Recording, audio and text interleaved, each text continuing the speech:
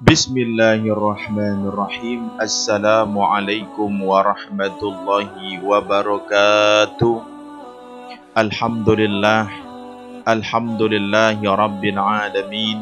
Wassalatu wassalamu ala rasulillah, amma ba'd. Allahumma salli ala Sayyidina Muhammad wa ala ali Sayyidina Muhammad.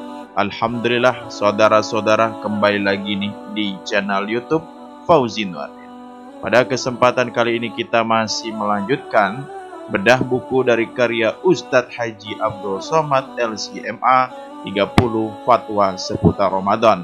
Pada kesempatan kali ini kita akan membahas terkait doa kunut. Ini dari Fatwa Syekh Atiyah Safar. Bagi saudara-saudara yang baru bergabung, ayo dibantu disupport terlebih dahulu dengan cara di-subscribe dan di-like ya saudara-saudara.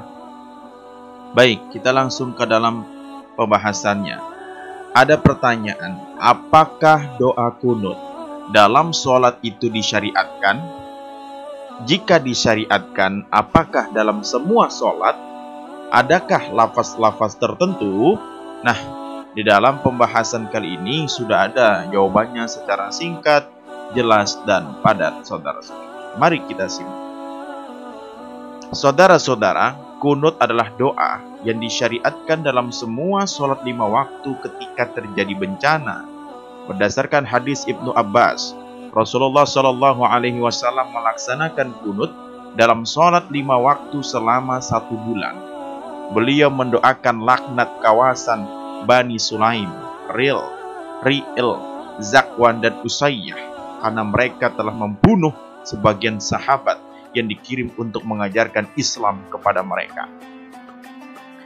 Diriwayatkan oleh Abu Daud dan Ahmad, juga sebagaimana yang diriwayatkan oleh Imam Al-Bukhari, bahwa jika Rasulullah Shallallahu Alaihi Wasallam ingin mendoakan yang tidak baik, laknat atau yang baik untuk seseorang, beliau membaca doa kunut setelah ruku.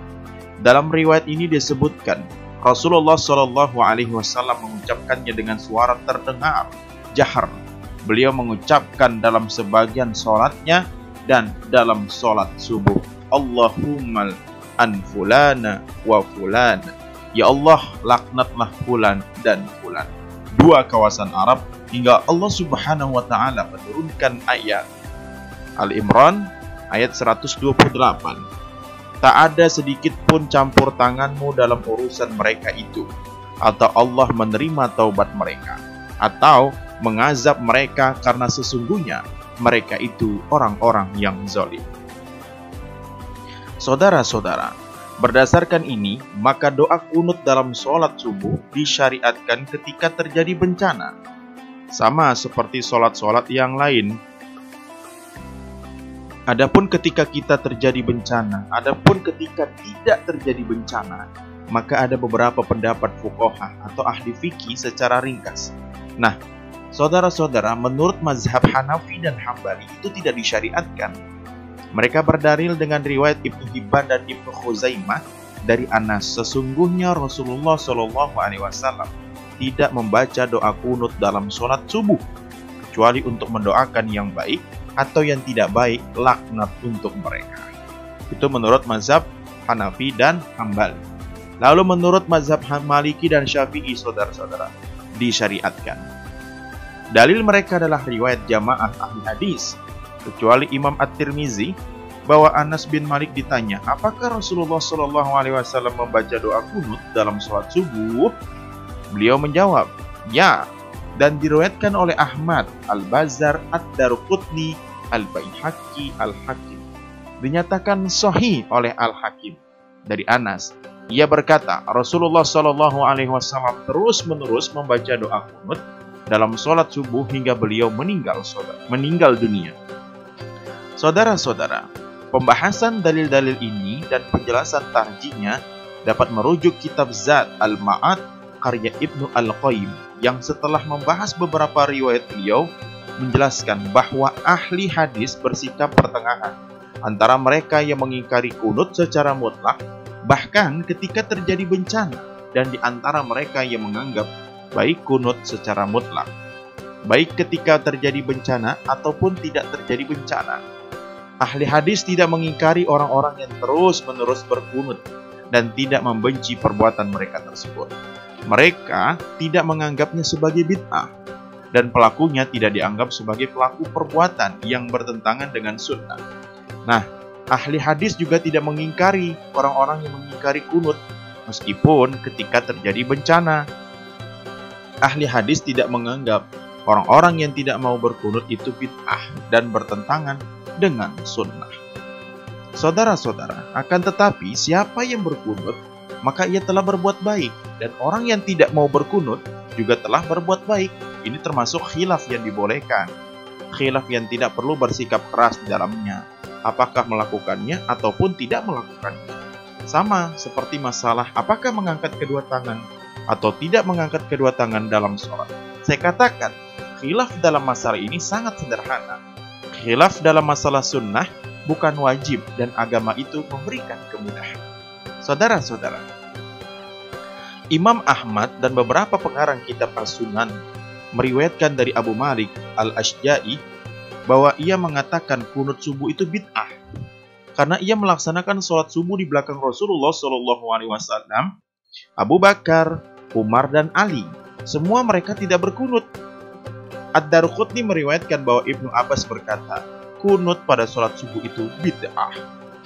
Saudara-saudara, dapat digabungkan antara riwayat-riwayat yang menyatakan adanya kunut subuh dan riwayat-riwayat yang menafikannya, bahwa mereka yang menjadi sumber riwayat ini terkadang berkunut dan terkadang tidak berkunut, karena kunut itu sunnah, bukan wajib. Sebagaimana diketahui bersama bahwa riwayat yang menyatakan ada lebih didahulukan daripada riwayat yang menafikan. Jika sebagian sahabat tidak berkunut karena tidak melihat Rasulullah SAW berkunut, maka sesungguhnya tidak melihat itu tidak menunjukkan Nabi secara mutlak. Ibnu Hazm menyatakan bahwa Ibnu Mas'ud yang tidak berkunut, ia tidak mengetahui riwayat tentang meletakkan dua tangan di atas lutut ketika ruku. Dan Ibnu Umar yang menyatakan tidak mendapatkan riwayat dari salah seorang sahabat tentang kunut subuh. Sebagaimana riwayat Al-Baihaqi, ia tidak mengetahui riwayat tentang mengusap dua sepatu kaki. Saudara-saudara, ini tentang kunut subuh. Adapun kunut witir, maka hukumnya sunnah menurut mazhab Syafi'i, dibaca pertengahan kedua di bulan Ramadan. Adapun selain waktu ini terdapat perbedaan pendapat. Mazhab Hambali, kunut itu sunnah pada sholat witir pada satu rakaat di sepanjang tahun. Nah, mazhab Maliki dan Syafi'i tidak disunnahkan. Satu riwayat dari Imam Ahmad juga menyatakan demikian. Mazhab Hanafi, sunnah dilakukan sepanjang tahun. Ibnu Taimiyah berkata dalam Majmu' Fatawa jilid 22 halaman 264 sampai 269, adapun kunut witir ada 3 pendapat ulama, saudara-saudara. Yang pertama itu tidak dianjurkan sama sekali karena tidak ada riwayat dari Rasulullah SAW bahwa beliau membaca doa kunut dalam sholat witir. Yang kedua, dianjurkan di sepanjang tahun, sebagaimana riwayat dari Ibnu Mas'ud dan lainnya, karena dalam kitab-kitab As-Sunan disebutkan bahwa Rasulullah SAW mengajarkan doa kepada Al-Hasan bin Ali, doa yang dibaca dalam kunut witir, saudara-saudara. Yang ketiga, kunut dibaca pada pertengahan kedua akhir Ramadan, sebagaimana yang dilakukan oleh Ubay bin Ka'ab. Kunut nawazil itu disyariatkan dalam sholat selain sholat subuh. Imam An-Nawawi berkata, beliau bermazhab Syafi'i.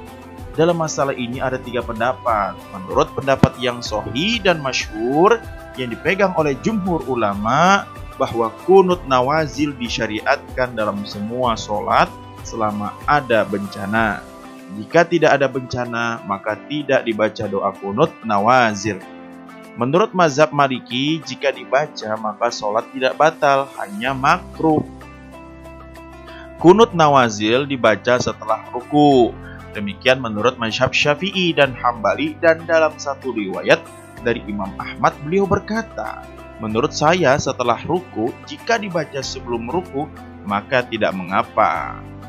Menurut mazhab Maliki dan Hanafi, kunut nawazil dibaca sebelum ruku. Lalu menurut mazhab Syafi'i, doa kunut boleh dengan kalimat apapun yang mengandung doa dan pujian seperti Allahumma gfirli ya Ghafur. Ya Allah, ampunilah aku, wahai Maha Pengampun. Saudara-saudara, ada doa kunut yang paling afdal. Saudara-saudara bisa cek di sini ya. Nah, diriwayatkan dari Al Hasan bin Ali bahwa Rasulullah Shallallahu Alaihi Wasallam mengajarkan doa ini kepadanya, sebagaimana yang diriwayatkan Abu Daud, An-Nasai, At-Tirmizi dan lainnya. At-Tirmizi berkata hadis hasan, tidak diketahui ada hadis yang lebih baik daripada ini diriwayatkan dari Rasulullah Shallallahu Alaihi Wasallam. Nah, lafaz pilihan menurut mazhab Hanafi adalah sebagaimana yang diriwayatkan dari Ibnu Mas'ud dan Umar. Saudara-saudara bisa baca dan lihat ya. Lalu Imam An-Nawawi berkata, dianjurkan menggabungkan antara doa kunut riwayat Umar dengan doa kunut riwayat Al-Hasan. Jika tidak mampu, maka cukup membaca doa kunut riwayat Al-Hasan. Disunahkan membaca sholawat kepada Nabi setelah membaca doa kunut. Baik, saudara-saudara, itu saja pembahasan terkait doa kunut pada kesempatan kali ini. Bagi saudara-saudara menyukai konten seperti ini, jangan lupa dibantu disupport dengan cara di-subscribe, di-like, di-komen, dan di-share saudara-saudara. Dan saya pun juga mohon maaf apabila selama menjelaskan pembahasan ini ada tutur kata atau yang kekeliruan, mohon dibukakan pintu maaf seluas-luasnya, karena saya pun masih dalam proses belajar mengajar. Akhirul kalam, wassalamualaikum warahmatullahi wabarakatuh.